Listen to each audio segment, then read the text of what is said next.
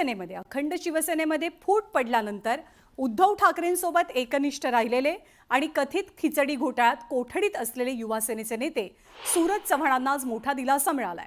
मुंबई उच्च न्यायालयानं सूरज चव्हाण यांना जामीन मंजूर केला। 1 लाखांच्या रोख मुचलक्यावरती जातमुचलक्यावरती त्यांना जामीन मंजूर झालाय। 17 जानेवारी 2024 पासून सूरज चव्हाण अटकेत होते। अखेर आज त्यांना जामीन मंजूर झाला। सुटकेनंतर सूरज चव्हाण आपल्या कुटुंबासोबत मातोश्री निवासस्थानी पोहोचले।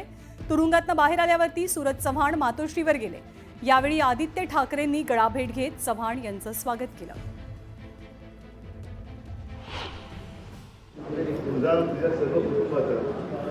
अभिमान सर, या आधी संजय राऊत यांनी आता जास्त प्रेस कॉन्फरन्स करण्याची आवश्यकता नाही।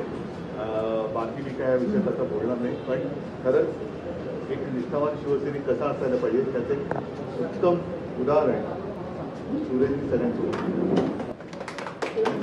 सगळेच लोक काही टिकाऊ किंवा गद्दार होऊ शकत नाही, एका कडवट कट्टर सच्च्या शिवसैनिकाने दाखवतो। भेट घेतली तो त्याचा मोठेपणा आहे। तुम्ही तो जेलमध्ये होता, एक दिवस जाऊन त्याला डबा घेऊन गेले का? त्याचं काही बरं वाईट झालं तर तुम्हाला तर काही घेणं देणं नव्हतं। कधी त्याच्याबद्दल एक शब्द त्यांनी उच्चारला का? कधी एक शब्द बोलले का?